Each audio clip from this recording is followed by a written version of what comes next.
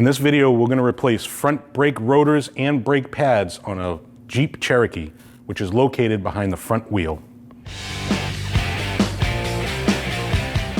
You want to raise and support your vehicle safely. You want to take out these 5 19mm bolts. They are not lug nuts.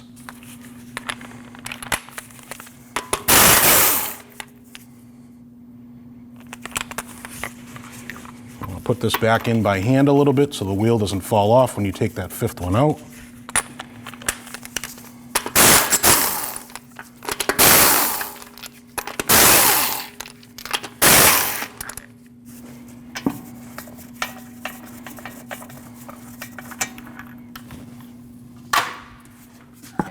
And there you have it.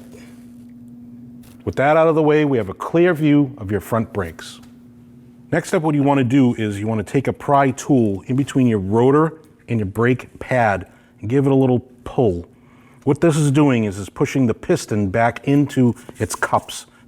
Next step, what you want to do is you take these 2 14mm slide pin bolts out.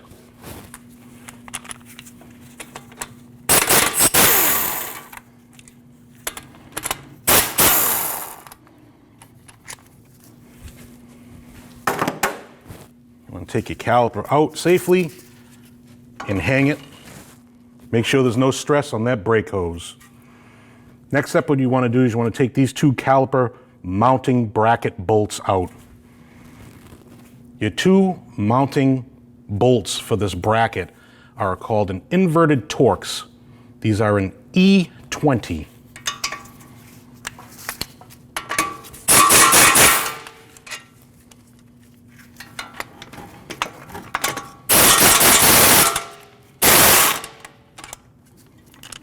And that's what they look like. You want to slide your caliper bracket off. When you take your pads out, you want to inspect them. Make sure they're flat. If it wasn't flat and it's going into an angle, you would definitely have either a frozen slide or even a frozen caliper. Both nice and flat. You can take these pins out, pull them around the boot, inspect to make sure they're not rusted, bent, anything like that. Some of them have boots on them on the inside. And you make sure you do not spray anything on that boot, but just clean them thoroughly. Your boot, you just want to peel back one side. It pops off. So that aside for cleaning. Same thing with this one. Set that aside. And you want to clean these 2 ports. That way these slide freely. You want to take these clips out and clean underneath here where they meet the surface thoroughly. That way the clip sits in nice and flush. The new brake pads do come with new clips. Sometimes there'll be an outer and an inner clip, so please pay attention when you're removing your old ones.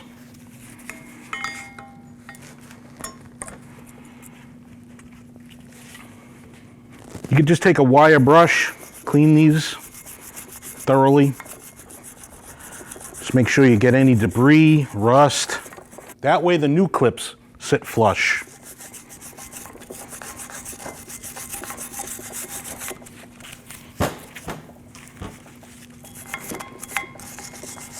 Now the caliper slide pins, you want to make sure that this is actually clean inside there. That way those slide pins slide nice and free.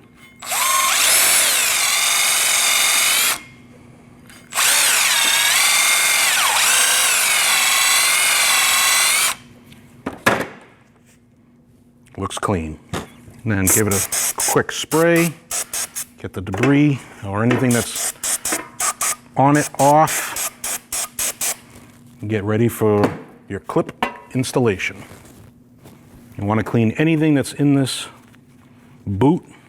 Make sure those slides slide right through this boot nice and free. Looks good.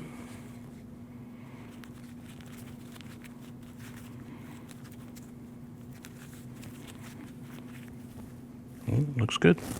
Ready for install. You want to put one end in first. And And then snap the top. Make sure it's nice and free. Same thing with the other one. Nice and free. Let's just give a quick clean. Get rid of our old parts so we don't mix them up with new parts. Get your slide pin bolts. Just make sure they're nice and clean. Make sure that surface is nice and clean where it butts up against the boot. Don't spray anything on that rubber seal. You want to take some high heat silicone paste, put it inside both of your slides and on your slides.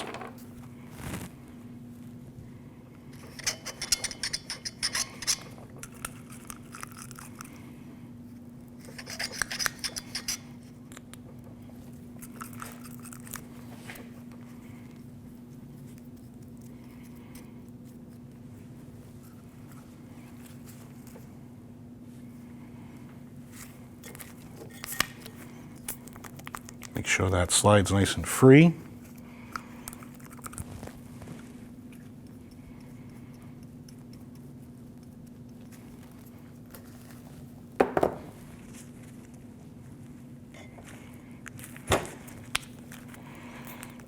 And that one as well. And take some of that same paste where you mount your clips. You want to put this underneath the clips, not on top of the clips.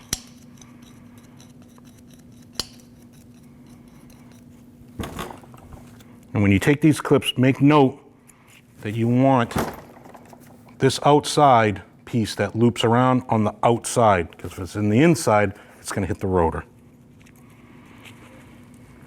And these should just snap right in. Do the same on the other side.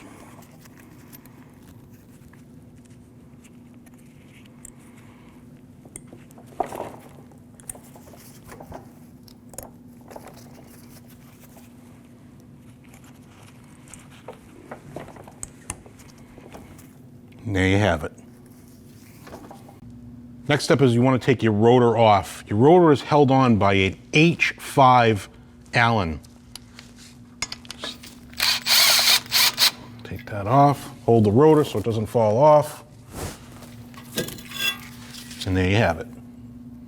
After you have your rotor off, you want to clean your wheel bearing surface. That way when you put the new rotor on, it sits nice and flush.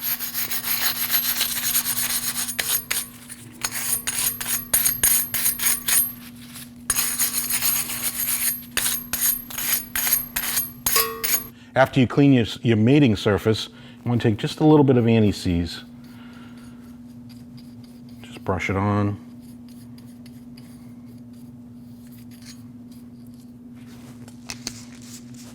When installing your new rotor, this has a G coating on it. You don't have to clean the surface. Just line up your hole for your Allen. Get it finger tight. And then you just want to snug that Allen up. Just make sure that that's nice. Make sure that's nice and snug. After your rotor is nice and snug, you want to install your brake caliper bracket.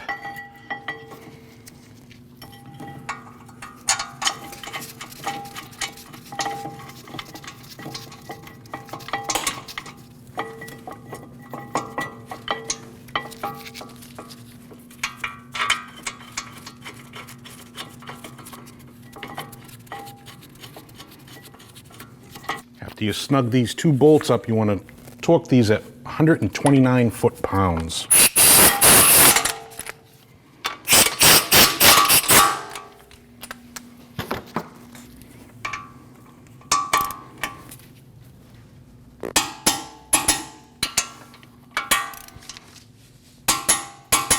Your wear indicator goes on the top, just clicks in.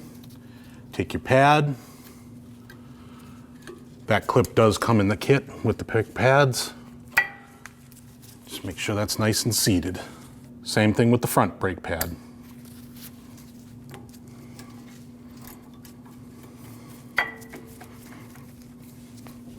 Next up is you want to push these two pistons back into their bores. You can use this piston tool, make sure they go in straight, because if you push one in, the other one's going to push out. Take that out, check, see if your boots are leaking or ripped, which these are not. Next step is put some high heat lubricant on these two bore pistons.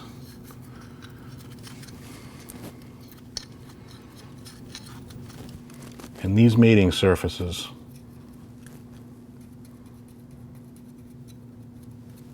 That way you don't get any rattles. And you put your two clips onto your brake pads, come with the kit. These help move the pads in and out. And you take your caliper, swing down, make sure your hose is straight and not kinked or twisted. Slide those on and you're ready for your caliper bolts. Take your caliper bolts, put them in by hand.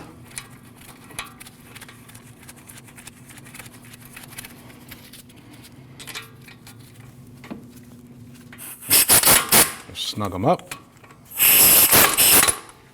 And you want to tighten these up to 32 foot-pounds.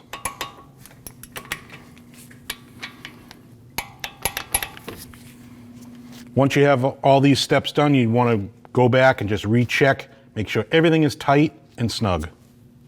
And for your reinstall, line up your holes, put these in by hand so you don't cross thread.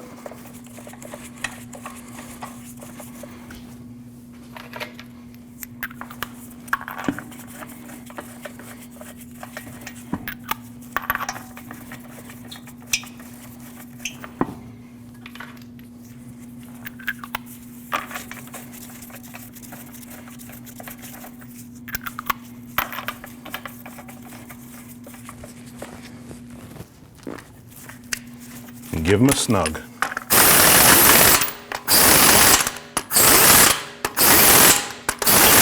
Now that we have our wheels back on the ground, we're going to torque these at 100 foot-pounds in a crisscross manner.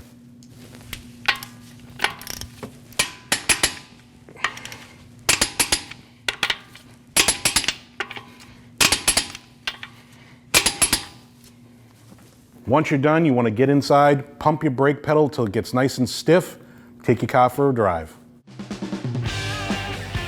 When only the best will do, demand TRQ.